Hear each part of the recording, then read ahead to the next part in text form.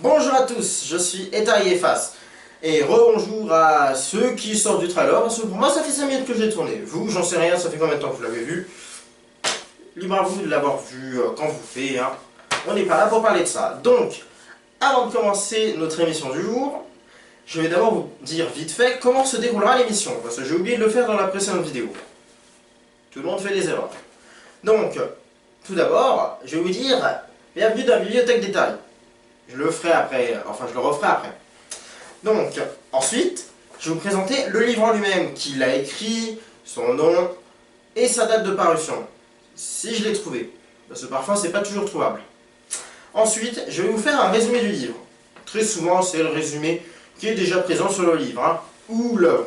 S'il y a un résumé et s'il y en a besoin, parce que si c'est un dessin, autant vous dire que faire le résumé d'un dessin, c'est un petit peu compliqué, hein.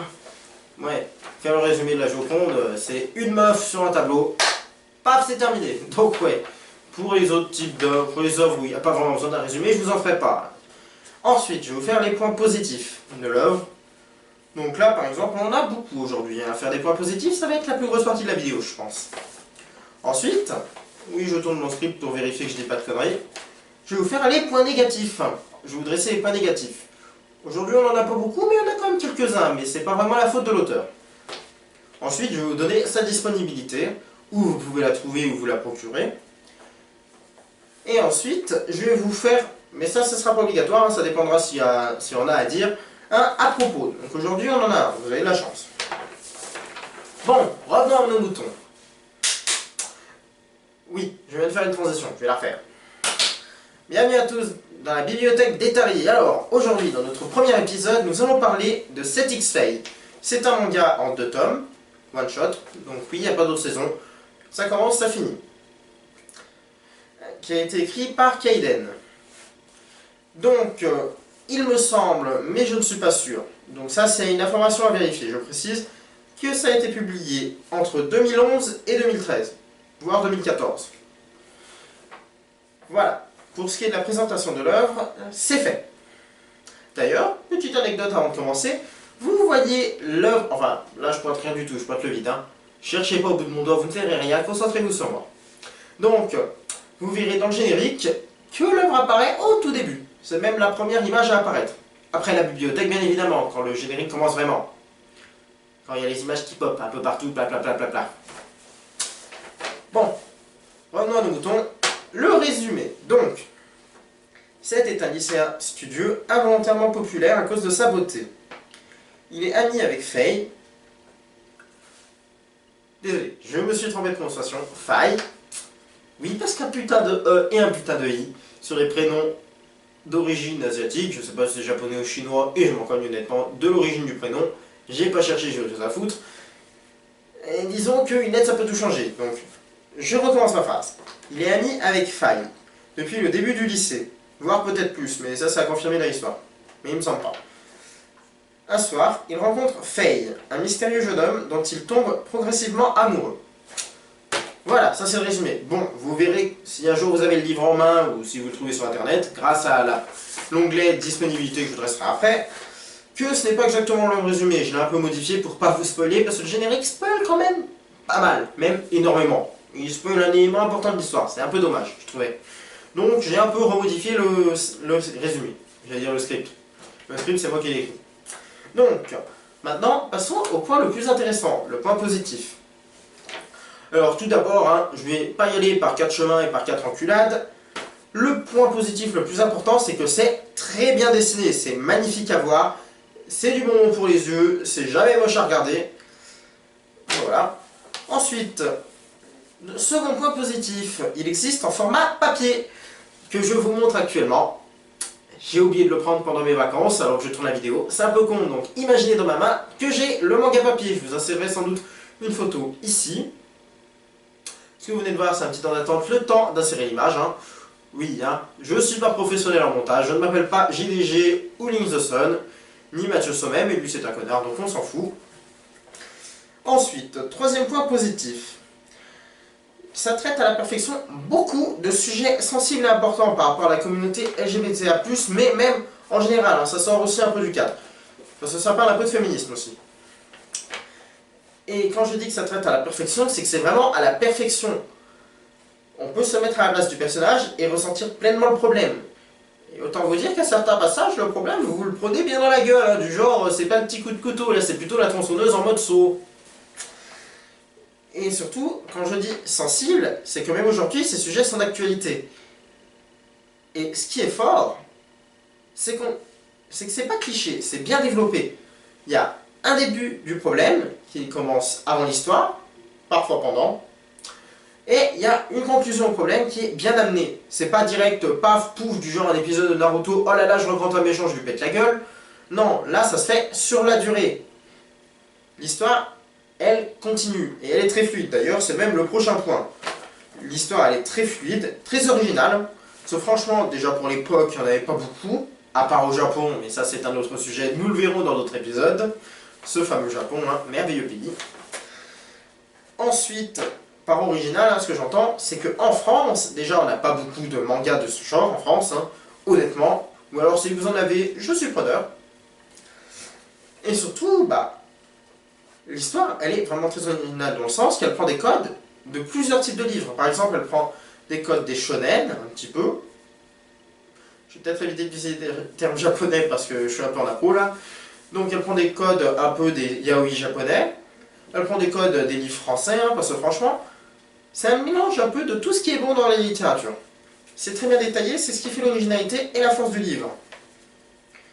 Et bah, c'est très détaillé. Niveau détail, pas que dans le dessin, hein, dans le scénario en lui-même, dans l'histoire qui est racontée. Enfin, pas vraiment racontée parce que c'est un manga, c'est pas un putain de roman à la troisième personne. Bah, c'est très détaillé, autant dans les petits détails des scènes que bah, dans les dialogues des personnages. Parfois, il faut même relire plusieurs fois le livre pour avoir toute la subtilité des dialogues. Parce que oui, parfois il y a des doubles sens. Ensuite, cinquième point, autant pour moi. Je devrais peut-être numéroter mes points.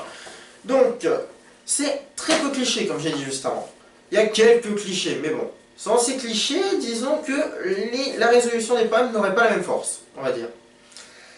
Donc, qu'est-ce que je veux dire par très peu cliché? Par exemple, prenons un yaoi classique, venant du Japon, un yaoi banal. On va dire le yaoi low cost Eco Plus, cherche un mot. Dans celui-ci, vous avez un passif débile, concon et tout faible, et un dominant très intelligent, costaud, baraqué, gros muscle the rock. Voilà, vous voyez l'idée. Et paf, ça fait des chocs à pic, ça s'encule dans la douche et paf. Là, non, même si nous avons quelques clichés sur certains personnages, comme le côté très efféminé ou un peu faiblard, autant vous dire que c'est des clichés d'apparence. Uniquement, parce que les personnages, quand ils sont détaillés dans le livre, on voit que c'est que la surface. C'est un peu comme des Ferrero. Le papier a l'air joli et on connaît tous, mais à l'intérieur, c'est une pépite. Oui, attendez-vous à beaucoup de références à la nourriture. Parce que là, c'est pas comme par exemple dans le... Je vais prendre... Bon, allez, je vais faire une blague un peu méchante sur Kim Kardashian. Désolé pour elle. Hein. C'est un peu comme les... Mon chéri, ça sonne bien, ça a l'air joli avec l'emballage. Et quand tu grattes un peu, bah... Ah, c'est pas très bon.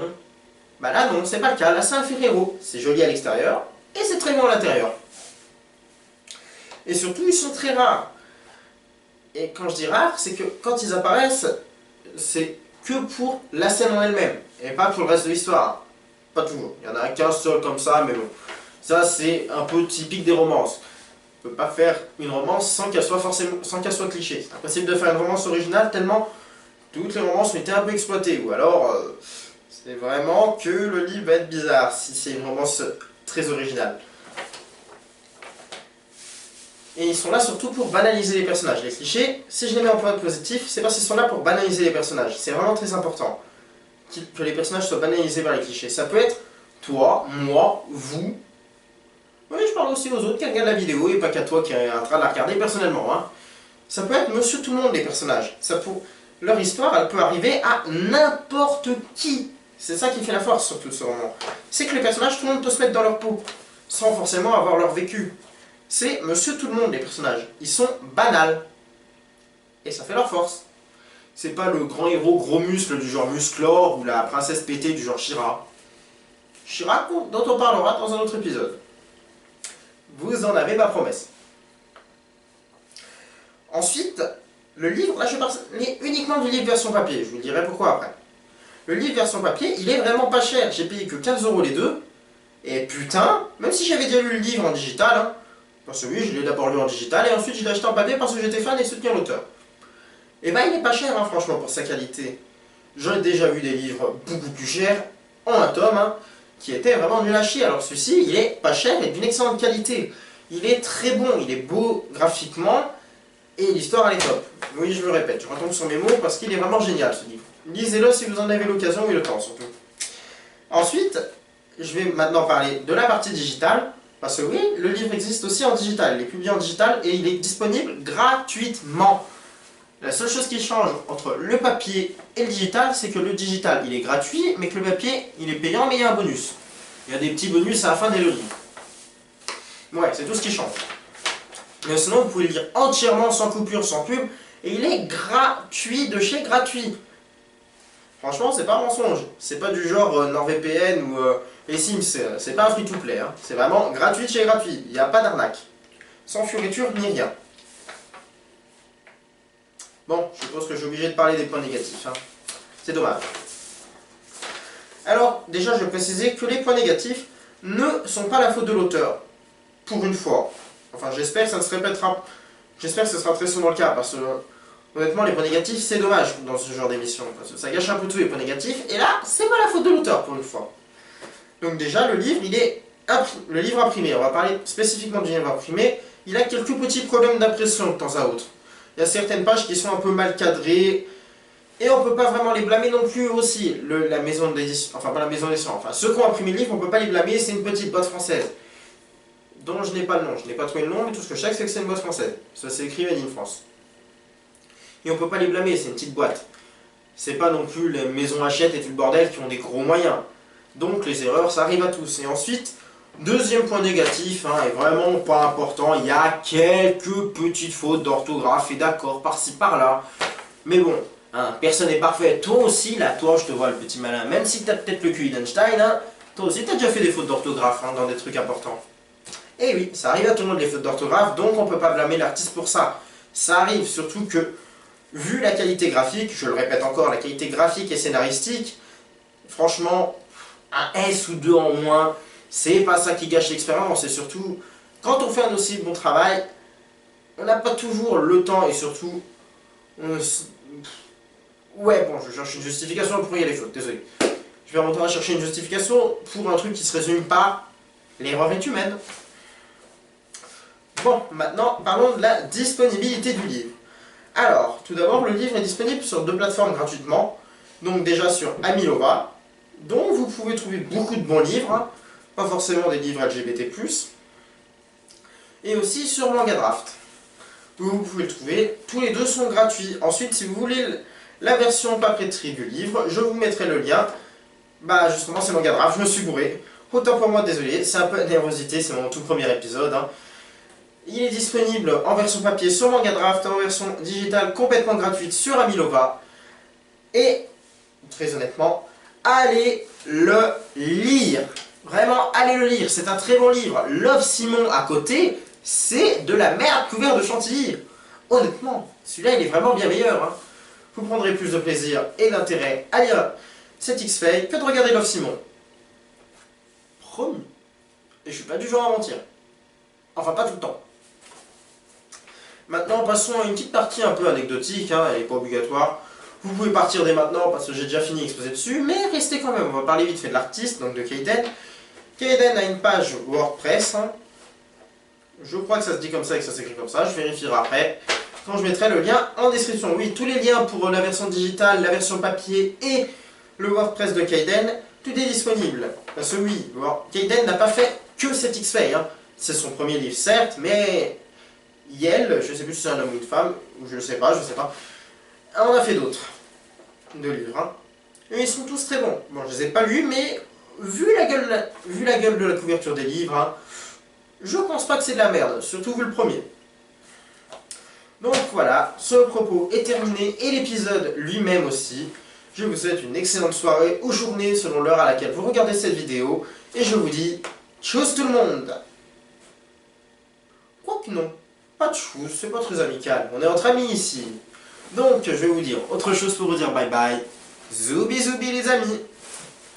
Ciao.